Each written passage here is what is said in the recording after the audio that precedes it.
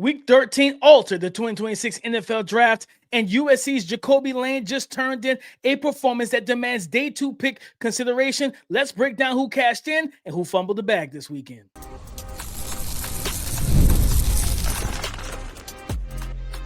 You are Locked On NFL Draft, your daily podcast covering the NFL Draft. Part of the Locked On Podcast Network, your team every day. Welcome back to the Locked On NFL Draft Podcast, your daily podcast covering your favorite draft prospects, part of the Locked On Podcast Network, your team every day. I'm your boy, Damian Parson. I'm an NFL draft analyst with Bleacher Report. That's my guy, Keith Sanchez. He's a director of scouting with the Draft Network. In 2019, national champion with those LSU Tigers. And as always, thank you for making Locked On NFL Draft your first listen today and everyday shot for being our everydayers. It's recapping week 13. It's Monday, guys, which means we got to talk about the money makers in college football for the NFL Draft, the stock up performers, the bag fumblers, the guys who their stock starting to fall, and then the game ball of the week. Coach K, Coach DP will walk into the locker room and hand those out. But before we get into that, today's episode is sponsored by Prize Picks. Download the Prize Picks app today and use the code LOCKEDONNFL to get $50 in lineups after you play your first $5 lineup. No hiding from the tape. It's time for moneymakers and bag fumblers. A receiver, Keith, that made themselves some money was in that Oregon USC game, and that's Jacoby Lane. Over 100 yards receiving. One thing we know about Jacoby is that he makes the ridiculous catches look very simple and very easy. Those contested catches, it's not a 50-50 ball if you're throwing it to Jacoby Lane. It's 9 times out of 10 is 80-20, and the 80 is in his favor. His ball skills, the hand strength, the hand-eye coordination, all of that, all of the things that he brings to the table. But he separated well in his game, ran good routes, man. Like, he was where he needed to be and where his quarterback needed him to be. And it was at one point where I think it might have been a key fourth down, and you just saw Jaden Mayavin, just throw the ball up to him, just like, hey, you know what, Jacoby down there somewhere, and I'm trusting he's going to this play. And he did. Jacoby, in this game, 6 of 10, 108 yards, average over 18 yards per catch, whether it was in the middle of the field, down the sideline, the quick game, because they do some spot concept stuff and quick hitches and things of that nature. It doesn't really matter. Like, he's showcasing that he is a well-rounded wide receiver, and not just early in the season, I think a narrative was created. He's just a 50-50 spectacular catch receiver. He's more than that, but he can live in that realm as well. That's why I remember when we talked about in the summer, we mentioned the George Pickens, like that George Pickens type of comp. But if you watch George Pickens with the Dallas Cowboys, he's doing more than just winning contested catches. He's winning in multiple ways. So Jacoby Lane made himself some money. Yeah, and if I had to compare the two, right, George Pickens and Jacoby Lane, I would probably say Jacoby may be more smoother, right? I remember George coming out. George is a little bit rigid at the top of routes, right? Yeah. Just, long stride, things like that. I think Jacoby is smoother than what George is, but I'm glad he had this type of showcase on this big type of platform, right? So then I feel like he's one of those names that people mention, and then because it's never in like national spotlight situations, everybody's okay, why is everybody talking about him, right? And then Mekhi has outpaced him, I believe, in probably every statistic, right? Touchdowns, yards, receptions, things like that. But then now people are saying like, oh, shoot, okay, this USC wide receiver, Jacoby Lane, 6'4", 200 plus pounds. This young man is pretty good. DP, sticking with this game, and we're probably going to do a lot in this game, just because half of college football decided to play to beat up on their little brothers this weekend. I'm gonna go with Kenyon Sadiq. Performance. I think it was 6 receptions for 70 plus yards and 2 touchdowns. Another national spotlight type of situations. Fans may have heard the name, but when you actually see this this big, powerful, strong tight end running across the field, running vertical up the field, and you're like, oh, who is that, right? And I think that was the moment that he had for a lot of NFL fans, a lot of NFL draft fans, right? Like that, those type of games are how you become household names, and fans like, nah, I want that guy. And in the realm of elevating his draft stock from last year, right? And we had Tyler Warren and we had Colston Loveland. You know, two guys I think, especially Tyler, right, was really popular amongst the draft community. You know, heading into the draft. I think Kenyon, with that type of performance, placed himself to like start that momentum, right? To like people are willing to draft him within the top 10. Because I know even with you doing scouting reports at Bleacher Report, and then not scouting reports, mock drafts, right, at Bleacher Report, and then the mock drafts I do at Draft Network, it's okay, how high do I put this guy, right? Because sometimes you have to match momentum with talent a little bit, like I always say, the narrative, but he makes it easier now because he did it in that big time game for people to be like, I could see this guy going as high as 10 or 15. Like I know my last mock draft, I had him going to the Chiefs at like 17, but after that type of performance, it's like it's hard to see him falling that far. Yeah, 6'3", 245 pounds. Like I don't see, and he's a freak athlete too. Like he's a freak athlete. He looks like he lifts weights all the time. I know that there was some kind of random. There was like a rumor that it hit social media. He like some of the scouts were underwhelmed with his work ethic, and I'm like, I don't see how a guy that's built like that has a underwhelming work ethic. Not only that, DP, that's interesting to say when you look at the way he blocks, because usually work ethic, it translates to something on the field, right? And especially when you're talking about wide receivers, tight ends, usually if they're not hard workers off the field, the last thing they want to do is block and overpower people and put people on the ground. But Kenyon Sadiq is the exact opposite. He thrives, right? His goal is to put every that he has to lay hands on into the ground. 100%, man. So I think for him, I texted my guy Dan, who handles the tight ends over at Bleacher Report for us. I said, yeah, our next big board, we got to move him up. We got to get him up into the top 10 because he's been that good. Especially what I truly have is he's their leading receiver this year, Keith. Before I move on, what I love is the fact that while their top two, Gary Bryant Jr. and DeCarrion Moore, have both been out the last couple of weeks, he's stepped up in the spotlight and been the best receiver or the best weapon for them. Because I'm gonna go to a smaller school situation. UConn played FAU, and it's their wide receiver that nobody really knows about like that. Skyler Bell for UConn, 6 foot, 185 pounds, 13 targets, 9 catches, 123 yards on the season, guys. You're talking about making yourself some money. He's been targeted 140 times. He's caught 102 receptions, almost 1,300 yards receiving. He has 13 receiving touchdowns. And this guy's kind of built, looks at 6 foot, 185. He is built like a guy that can play that Z spot, that slot role, the kind of Jordan Addisons in terms of projecting them into the league type, that kind of wide receiver 2-3, a guy that can run routes, he can separate, but he's got good enough athleticism and explosiveness to his game. So definitely someone that I want people to highlight going forward, because this is a young man in this wide receiver class.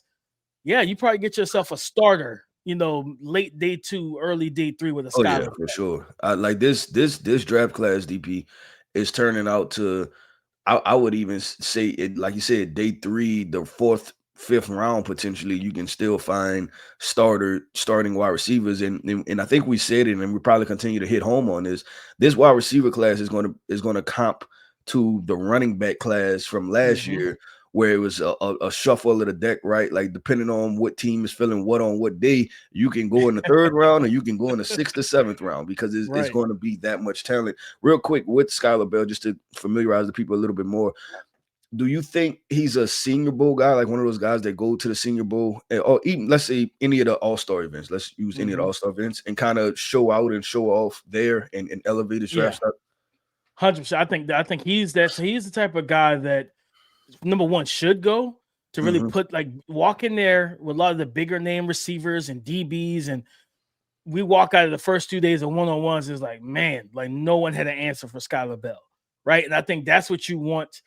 I think he is that type of receiver that can go out there and create the havoc and force himself into conversations, like force himself into moving up draft boards and having scouts and GMs jot down new notes like, man, he's quicker and faster in person than I thought he was on tape. Like he's that type of receiver for me. I think he should be at one of these all-star events, Keith, to go out there and really make himself some money and help himself out. real quick, I want to shout out your boy. I think it's Derek Moore. You highlighted him on, I believe it was Friday's show. Yep. I think he had 2 more sacks, on the season, which should put him over the double-digit mark and everything. 10.5 now. Yeah, like 10.5. So he, again, it's just everything's narrative. He had 2 sacks, 2 QB hits against Maryland, where they blew Maryland out, getting ready. That defense and that team looks ready for Ohio State in the big game this coming weekend, Keith, this coming Saturday, which we'll talk about and break that all down later on in the week. Yep. All right. Well, DP, let's do this, man. We talked about the guys that made themselves some money. We talking stock up players. Now let's talk about the guys that lost themselves some money, stock down trenders. Let's talk about that coming up next. This episode is brought to you by Prize Picks. The holiday season is one of the best times for sports. Bowl games, big basketball matchups, playoff pushes, it's all happening at once. And while we're all making choices every single day, one of the most fun places to make the right call is Prize Picks. Prize Picks is the easiest way to get in on daily fantasy. Just pick more or less on at least 2 player projections, lock in your lineup, and you're in the game. It's simple, fast, and available in 45 states, including California, Texas, Florida, and Georgia. Download the Prize Picks app today and use the code LOCKEDONNFL to get $50 in lineups after you play your first $5 lineup. Again, that's code LOCKEDONNFL to get $50 in lineups after you play your first $5 lineup. You don't want to miss out on this deal. Prize Picks is good to be right. What goes up must come down. No hiding from the tape. It's time for moneymakers and bag fumblers. Keith, when we talk about guys who kind of fumbled the bag situation, when Rutgers played Ohio State, no one believed Rutgers had a chance, even without Carnell Tate and Jeremiah Smith. We knew Ohio State was winning that game. But for me, when I watch games like that, I'm looking for the guys who have talent but are under the radar, and you have a chance to go out here and perform well. For me, it's Ian Strong, the big 6'3", 215-pound wide receiver from Rutgers. He didn't capitalize on his moment. On this is a type of moment that you want to be able to capitalize on, and just, again, we all talking about creating narratives and conversations. There's so many times, Keith, you've seen it, I've done it. We're watching tape on a big name prospect, and then a smaller or lesser known prospect in the same game as the guy who catches your eye. You're like, man, I'm supposed to be watching this dude, but I'm watching this dude because he's the one out here going off and balling out. And I'm trying to think of, I remember there's a receiver, might have been Corey Davis, I think he's retired now. He came out of, I think, of Western Michigan, I believe. And I think they, like, when he was in college, I believe they played Alabama, and he balled out in that game. And I'm like, that's one of those type of performances where you're like, okay, you get yourself drafted round 1, round 2, or whatever it may be, based on how you played. Talk about Skyler Bell. Skyler Bell this year, Keith, he plays for UConn. He played Syracuse, he played Boston College, and he played Duke. And he lit all 3 of those teams up, like bigger schools, bigger programs. Heck, Chandler Rivers, who's one of the best cornerbacks in this class, had all types of hell trying to guard Skyler Bell in that game. So, like, I wanted to see Ian Strong, and I think some of the issues I saw him with tape was the natural separation at time, being a long leg. I think my comp, I just did his report. My comp was Kelvin Benjamin, who played for the Carolina Panthers and everything. He's got enough short area quickness that he's not just a big body contested catch guy, but sometimes he doesn't play to that 6'3", 215-pound frame. And going up against David Igbeneusen and I think Jermaine Matthews and those sticky cover corners, yeah, it made it a long game for him. Yeah, no, and that's another, and I'm glad you did that, DP, because I guess you look at that and see that's another under the radar player, right? Overall, and just kind of making a name for himself. I'm gonna do this, DP, and I know tomorrow's our quarterback show, but I'm gonna list off a quarterback that I think he's putting himself exactly in that range that we say he may go. And that's Haynes King, the quarterback of Georgia Tech. Georgia Tech lost again to Pitt.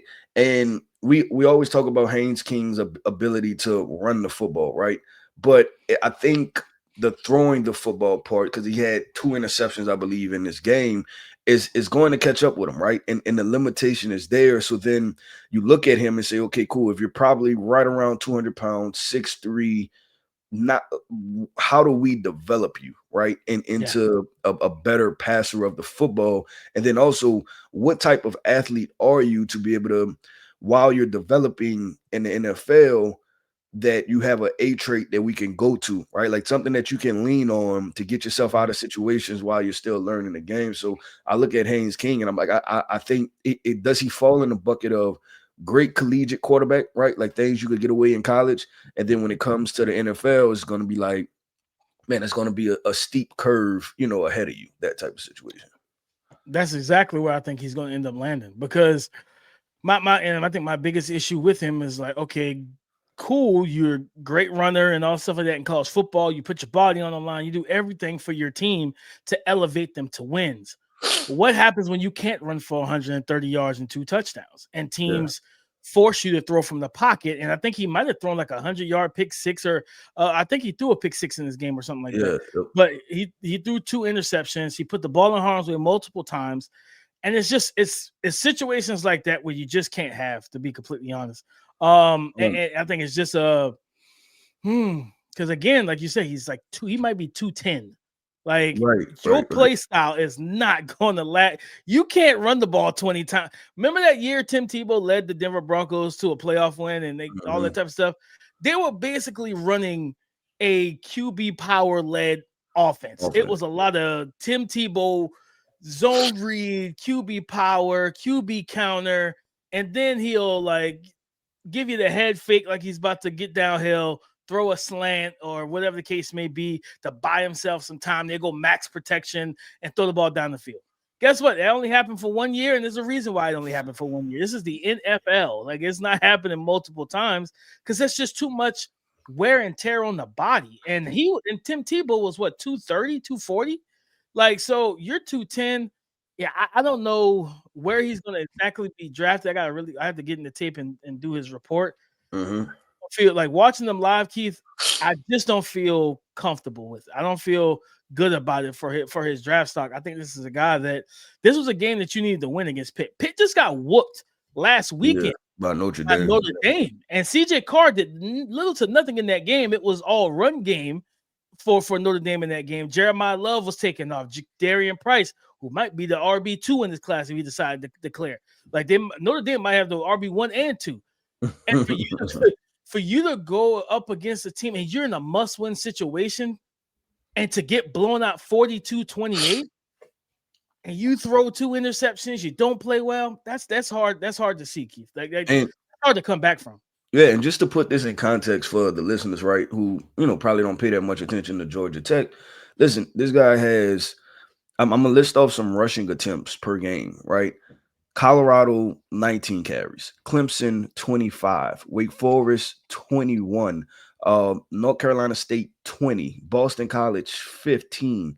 Pitt, 20. Like, you talked about the wear and tear on your body. You're not getting that amount of carries off and having a sustained career in the NFL. So the passing part for me, DP, was big time, just to see how does this, I guess, evolve and take the next step overall. Yeah, no, I think, Keith, once we get to draft season, really we have this in-depth conversation on Haynes King when we do his profile. It's going to be a conversation of should he switch positions, to be completely honest. It's going to be a conversation of can we train you to catch the ball? Could you be a 6'2", 210-pound wide receiver, like, and be kind of a power slot? That can you be matter of fact, can you be a Taysom Hill? Can we bulk you up a little bit and make you a Taysom? Now, Taysom Hill was I'm pretty sure he was a 4.4 athlete coming out of BYU. So it's a little bit different athletic profile, but still yet the versatility. And if you buy into that, you can have an extended career in the NFL, because we've seen that with Taysom Hill. Could you do that? That's going to be a conversation that definitely will be interesting to have later on this in the draft season. Yep, well, DP, get your hat, get your whistle, man. We're about to hop into the locker room and pass out these game balls to who we believe were the best players that led their team to wins of the 2026 NFL draft prospects from this weekend of football. We're going to talk about that coming up next. The NFL season is in full swing, and honestly, there's nothing better than being in the stadium, surrounded by fans, cheering on your favorite team. But let's be honest, getting tickets can be a hassle. Between queues, login screens, and prices jumping at checkout, it's frustrating. And that's why I use Game Time, the app that gives the advantage back to fans. Game Time is fast, easy, and backed by the Game Time guarantee. You'll always get 100% authentic tickets delivered on time and at the best price. Plus, all the fees are included already. So the price you see is the price you pay. The app made it super simple. I could even see the exact view from my seat before I bought or purchased my tickets. Download the Game Time app, create an account, and use the code LOCKEDONNFL for $20 off your first purchase. Terms apply. Again, that's promo code LOCKEDONNFL for $20 off. Swipe, tap, ticket, go. Download Game Time today. Thank you for making Locked On NFL Draft your first listen today and everyday shot, for being our everydayers. I'm calling game. Time to hand out the game balls of the week, Keith, and I got to go to a game that it was a 2-possession win, but BYU doesn't win this game without LJ Martin. The running back for BYU against Cincinnati, 32 carries, 222 yards rushing, 2 rushing touchdowns. I think he also had like 48, almost 50 yards receiving in this game as well. Like LJ Martin was the engine that really propelled BYU to a victory, man. And this is a strong, sturdy back with good vision and tempo and pacing. He follows his blocks well. He's 6'2", 220, and he's already over 1,100 yards in the season. 8 rushing touchdowns, 197 carries, 0 fumbles as well. He only has 3 fumbles in his career on 442 carries. This is a young man that absolutely, I could have put him in my moneymakers situation, because in a running back class that we've talked about has been outside of Jeremiah Love. Like I feel like if I'm just Darian Price, NIL, I don't care about the NIL. I'm going to the league, because I think he's top round, draft pick, because he is darn good. He just doesn't have the touch share, the carries and everything, because Jeremiah Love's there to really showcase, hey, I'm a 1,500-yard total purpose back from the line of scrimmage. But you watch his tape, you see everything, vision, movement skills, all of that. I've been waiting for, I think I said this, but I'm waiting for a big body back to like stand up.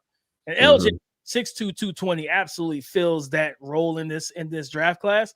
And maybe he could be the Zach Charbonnet of this class and goes a little bit earlier than people think he should.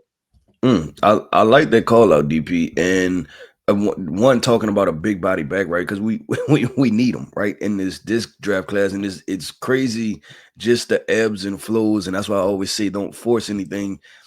Take what the drafts give you, right? If they give you 30 running backs, then you say, okay, this is just a good running back draft class, right? And if they give you 3, then you just can't force it to 10, right? Like we only got 3 this year. And it's funny just how, if you compare class to class, last year we couldn't not find a running back that we felt like, oh, 3rd round grade, here you go, right? That type of situation. And then this year is like we're just head scratching over here. I'm going with this. I'm going with another young man, draft eligible DP. Don't speak about him much. Raleek Brown from Arizona State. And I'm giving him the game ball. This young man had 255 rushing yards against Colorado. He had a long of 88 yards. And he's 5'9", 195 pounds, right? But he has I don't want to say it's not a stocky build, but it's a filled out frame, right? A little compact.